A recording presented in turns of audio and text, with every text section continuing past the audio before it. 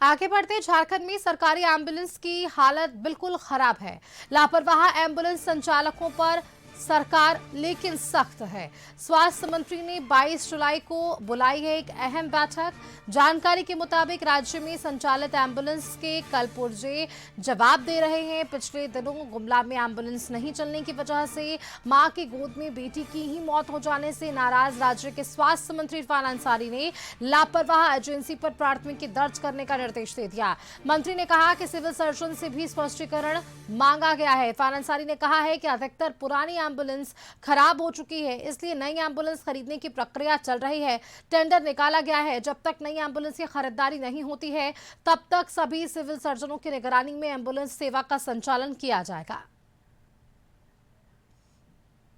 छवि हमारी छवि खराब कर रहे हैं और दूसरा विकल्प भी हम कर रहे हैं। जब तक नई एजेंसी नहीं आ जाती, टेंडर हो गया, निविदा हो गया 108 का, नई एजेंसी तब नहीं आ जाती है, जितना भी हमारा एम्बुलेंस है सदर हॉस्पिटल में आप जमा कर दो, हमारा सिविल सर्जन चलाएगा।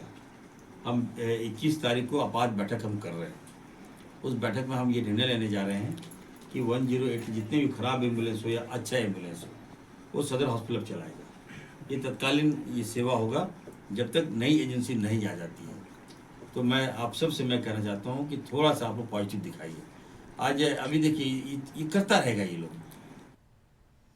आपको लिए चलते हैं राजधानी रांची। हमारे साथ संवाददाता संदीप वहां से जुड़ रहे हैं। संदीप, देखिए झारखंड में सरकारी एम्बुलेंस की क्या व्यवस्था है और किस तरह से उनके हालात हैं, ये बताना बार बार उचित भी नहीं, क्योंकि तस्वीरें खुद आती है, खबरें खुद आती हैं। लेकिन राहत वाली खबर इन सब के बीच यह है कि स्वास्थ्य मंत्री खुद इस पर सजग नजर आ रहे हैं। उन्होंने यहाँ पर बैठकें कर ली है, यहाँ निर्देश दे दिए हैं, यहाँ तक कि FIR भी दर्ज करने के निर्देश है। इन सबके बीच जो फिलहाल की स्थिति है, जिस तरह से एम्बुलेंस की स्थिति खराब होने की जानकारी मिल रही है, सिविल सर्जन्स को क्या कुछ निर्देश दिए गए हैं स्वास्थ्य मंत्री की तरफ से, और दूसरी बड़ी बात, ऐसी स्थिति दोबारा उत्पन्न ना हो इसके लिए सरकारी अस्पतालों की तरफ से भी क्या कुछ व्यवस्था है? संदीप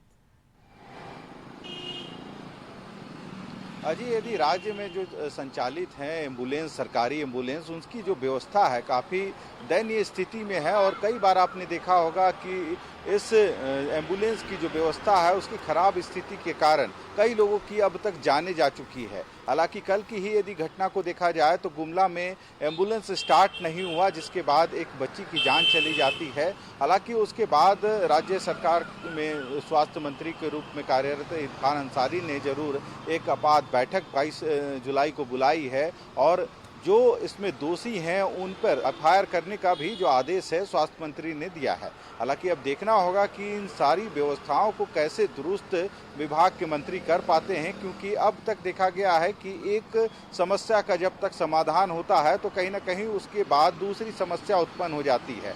और इन समस्याओं को दूर करने के लिए सरकार हालांकि जरूर प्रयास कर रही है, पर देखना होगा कि जो समुचित स्वास्थ्य व्यवस्था है वह कब तक राज्य की जनता को मिल पाती है। क्योंकि राज्य में जो चाहे रिम्स अस्पताल की बात करें या जो एम्बुलेंस को लेकर अब जो मामला बढ़ता जा रहा है, इसको लेकर मंत्री ने जरूर कहा है कि जो भी एजेंसी इसको संचालित कर रही है और लगभग जो गाड़ियां हैं काफ़ी पुरानी हो गई है, रही वजह है कि जो गाड़ी खराब या फिर कई तरह की दिक्कतें जो आ रही है, रही इसको लेकर एक नई एजेंसी के लिए जो कह सकते हैं चयन के लिए जो प्रक्रिया है वह चल रही है और इसको लेके जल्द ही जो कवायद चल रही है वह पूरी की जाएगी, ताकि जो नए एम्बुलेंस की खरीदारी होनी है तो उसको टेंडर के माध्यम से किया जा सके।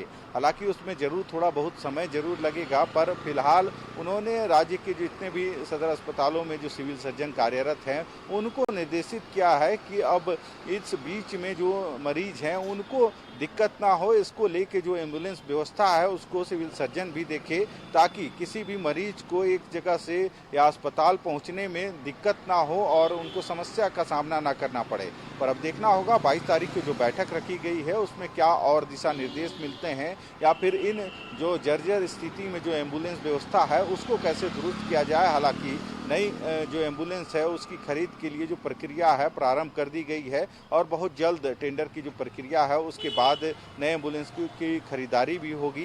हालांकि टेंडर की प्रक्रिया चल रही है, पर देखना होगा राज्य में सुगमता से कैसे हर एक व्यक्ति को स्वास्थ्य सुविधा मिल सके, क्योंकि शहरी इलाकों में भी व्यवस्था एम्बुलेंस को लेकर खराब है, वहीं ग्रामीण इलाकों में कई जगह ऐसी स्थिति है जहां एम्बुलेंस तक नहीं पहुंच पाती है और कभी एम्बुलेंस पहुंचती है तो वह जी। स्टार्ट नहीं होती है। तो ऐसी परिस्थितियां ना बने, इसको लेके स्वास्थ्य मंत्री भी गंभीर है, पर देखना होगा इन सारी समस्याओं का समाधान कब तक हो पाता है और राज्य की जनता को समुचित जो स्वास्थ्य व्यवस्था है वह कब तक मुहैया ठीक है सभी संदीप, को क्योंकि मिल देखिए स्वास्थ्य मंत्री खुद इस पर लगातार एक्शन ले रहे हैं, खुद लगातार बैठक कर रहे हैं और गुमला से जो मामला सामने आया ये कोई पहला मामला नहीं होगा। इसके पहले भी कई तरह की इस तरह की घटनाएं जो है वो सामने आई है। अब जो 22 जुलाई को बैठक होने जा रही है, इस बैठक में किन किन लोगों को सम्मिलित किया गया है? क्या सिविल सर्जन भी इस बैठक में मौजूद रहने वाले हैं? और क्या जो टेंडर की बातें कही जा रही है स्वास्थ्य मंत्री की तरफ से, उसमें ये स्पष्ट हो पाएगा इस बैठक के बाद कि ये टेंडर की जो प्रक्रिया है उसे पूरी कर लिया गया है? आज ही यदि इस 22 तारीख की बैठक की बात की जाए तो स्वास्थ्य मंत्री के अलावा जो स्वास्थ्य सचिव हैं या फिर जो एनएचएम के डायरेक्टर हैं, जितने भी शीर्ष अधिकारी हैं स्वास्थ्य विभाग के, सिविल सर्जन भी इस बैठक में शामिल होंगे ताकि एक रोड मैप तैयार किया जा सके कि कितने कम से कम समय में जो टेंडर की प्रक्रिया है उसको पूर्ण किया जाए और नए एजेंसी को एम्बुलेंस संचालन करने में उनका जो चयन है वह प्रक्रिया संपन्न की जाए ताकि नए एम्बुलेंसों की खरीदारी जल्द से जल्द हो सके और जो लोगों को इसको स्वास्थ्य सुविधा मिलनी चाहिए वो उनको स्वास्थ्य सुविधा मिल सके, ताकि इस तरह की जो घटनाएं सामने आती हैं कि एम्बुलेंस की कमी या फिर एम्बुलेंस की खराबी की वजह से लोगों की जान चली जा रही है, तो कहीं ना कहीं इन सारी चीज़ों पर लगाम लग सके। जी बिल्कुल संदीप जी, तो चलिए बहुत शुक्रिया आपका हमारे साथ जुड़ने के लिए। आपने इन तमाम खबरों पर जानकारियां साझा कर दी है कि स्वास्थ्य विभाग झारखंड के स्वास्थ्य पर किस तरह से काम कर रही है और इन व्यवस्थाओं को किस तरह से दुरुस्त करने की कोशिश इनकी तरफ से लगातार है। बहुत शुक्रिया आपका संदीप हमारे साथ जुड़ने के लिए। फिलहाल इसी के साथ वक्त यहाँ पर एक छोटे से ब्रेक का है, जल्द लौटेंगे।